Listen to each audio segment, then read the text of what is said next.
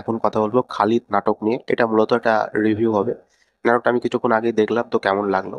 প্রথমেই বলে রাখি, এই নাটকটা নিয়ে আমার এক্সপেকটেশন একটু বেশি ছিল এবং পলাশ ভাইকে অন্যরকম ভাবে দেখছিলাম। বাংলা নাটকে যেরকম টাইপের কাজ হয়, একটু প্রেম ভালোবাসা, একটু স্যাডনেস, তো সেদিক থেকে বেরিয়ে এটা নতুন অ্যাটেম্প করার ট্রাই করেছে এবং অ্যাটেম্পটা আমার ভালো লেগেছে যে না, নতুন কিছু ভাবছে।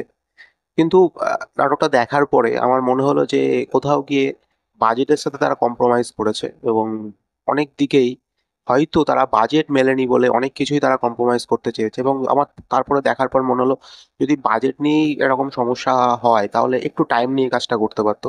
তার কারণ গল্পটা ভালো ছিল, গল্পটা যদি একটু ভালো করে দেখাতে পারতো তাহলে মনে হয় বেটার কিছু হতো। তো যাই হোক, প্রথমে যদি বলি এই গল্পটা কেমন, গল্পটা কি বৃত্তান্ত। এই যে ছেলেটি রয়েছে সে একজন মূলত বক্সার।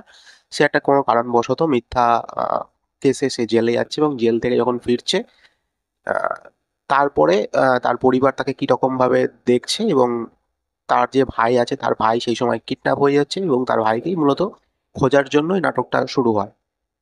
তো নাটকের পজিটিভ দিক যদি বলা হয়, পজিটিভ দিক আমার নাটকের কালার গ্রেডিংটা একটু বেশি ভালো লেগেছে। নাটকের যে অ্যাটেম্পটা করেছে সেটা আমার মনে হয়েছে যে ঠিক আছে, নাটকটাকে নতুনভাবে চেষ্টা করেছে, যেটা আমি আগেই বললাম। তাছাড়া নাটকের পজিটিভ দিক আমার কাছে সেরকম ভাবে কিছু নেই, তার কারণ হচ্ছে নাটকটা আমাকে একটু হতাশই করেছে। এখানে নাটকের যে গল্পটা সেটাকে খুব বেশি ভালো করে তারা দেখাতে পারেনি, যার ফলে হচ্ছে স্ক্রিন প্লেটা খুব দুর্বল হয়ে গেছে। মানে খুব ফাস্ট ফরওয়ার্ড হয়ে গেছে স্ক্রিন প্লে। মনে হচ্ছে যে রান টাইম 1 ঘন্টা, সেটা যদি একটু বাড়াতে পারতো তাহলে ভালো হতো। আহ, ভালো মানে গল্পর যে বিল্ড আপটা যেটা দেয় না, যে গল্প যে এক একটা ক্যারেক্টার কেন হচ্ছে, কি বৃত্তান্ত, সে কোথা থেকে আসছে, কি সেটার কোনো ডেভেলপমেন্ট নেই। খুব তাড়াতাড়ি ফাস্ট ফরওয়ার্ড টাইপের গল্পটা হয়ে গেছে এবং যার কারণে একটা ভালো গল্প সেটা কোথাও গিয়ে একটা খারাপ গল্পে পরিণত হয়ে গেছে। এবং আমার পার্সোনালি আমি যখন দেখেছি, আমার খুব বেশি এটাকে মন ছুঁয়ে যায়নি এবং গল্পের যে লাস্টে ক্লাইম্যাক্সটা সেটাও তো প্রেডিক্টেবল ক্লাইম্যাক্স, সেটাও তো খুব বেশি যে আহ, মানে হাইপ তুলে দেবে এমনটাও নয়। তবে আমি একটা কথা বলতে চাই যে বাংলাদেশের নাটক, ওপার বাংলা নাটক আমার নিজের অত্যন্ত ফেভারিট। অন্তত আমাদের এখানকার অনেক ছবির থেকে তারা ভালো নাটক তৈরি করে এবং এটা আমি না, প্রত্যেকটা মানুষই বিশ্বাস করে।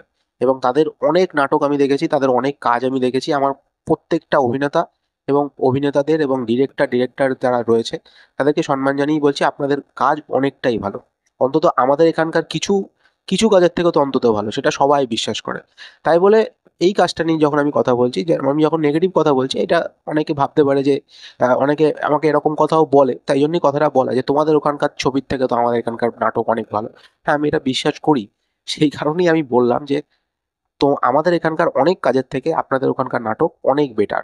সেটা আমাদের এখানকার অভিনেতা অভিনেত্রীরাও বলেছে, চিরঞ্জিতও বলেছে, রঞ্জিত মল্লিকও বলেছে।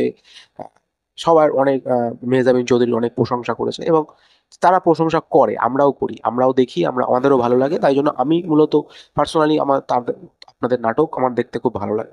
তো এটার মানে এটা নয় যে আমি তাদের মধ্যে খারাপ কিছু বলতে পারবো না।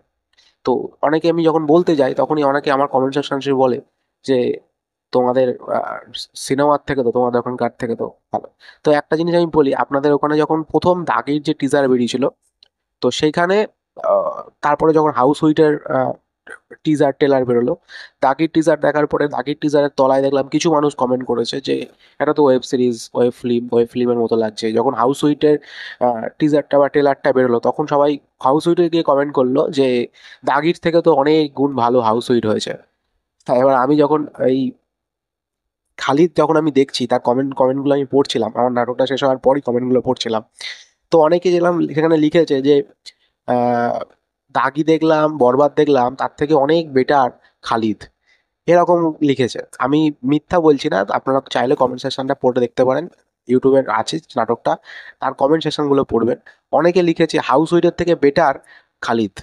তো অনেকেই লিখেছে। তো যেহেতু হাউস ওয়েটটা ওই বঙ্গ ওটিটিতে একটা সাবস্ক্রিপশন নিয়ে দেখতে হচ্ছে, ফ্রিতে দেখতে পাচ্ছে না অনেক মানুষ, তো সেই কারণে এখন খালিদ তাদের কাছে অনেক বেটার হয়ে যাচ্ছে।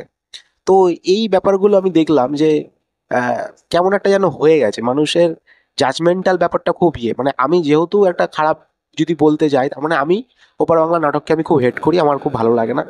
তো সেরকম কথা আমাকে শুনতে হয়েছে বলে আমি কথাটা বললাম। এবং এই যে এত কম্পেয়ার করছে প্রত্যেকটা কাজের সাথে প্রত্যেকটা কাজকে, এটা দেখেছি এটার থেকে তো এটা ভালো, ফ্রিতে এটা দেখলাম এটা ভালো লাগলো, ওটা একদম ভালো না। তো আমার হাউস সুইটটা ভালো লেগেছিল, আমার পার্সোনাল কথা, আমি আগেও রিভিউ করেছি, আমার ভালো লেগেছিল। তো আমি মানে এটাই বলতে চাই যে মানুষ এখন কেমন যেন একটা জাজমেন্টাল টাইপের হয়ে গেছে।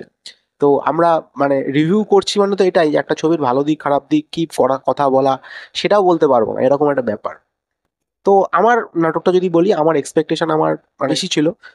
পলাশ ভাইয়ের অভিনয় আমার পার্সোনালি খুব ভালো লাগে। আমি যখন সাফা কবিরের যে কাজটা, সাফা কবির যখন আসলো, হঠাৎ আসলো, হঠাৎ সে গায়েব হয়ে গেল, তার আর কোনো কাজ নেই, মানে খুব ফাস্ট ফরওয়ার্ডিং নাটকটা লেগেছে। নাটকটার মধ্যে আরো একটু প্রাণ থাকলে, নাটকটা আরো একটু বেশি বড় করে যদি করতো, আমার মনে হয় এটা যদি একটু বাজেট নিয়ে করতো, এই নাটকটার গল্প যেটা ছিল সেটা আরো ভালোভাবে দেখানো যেত।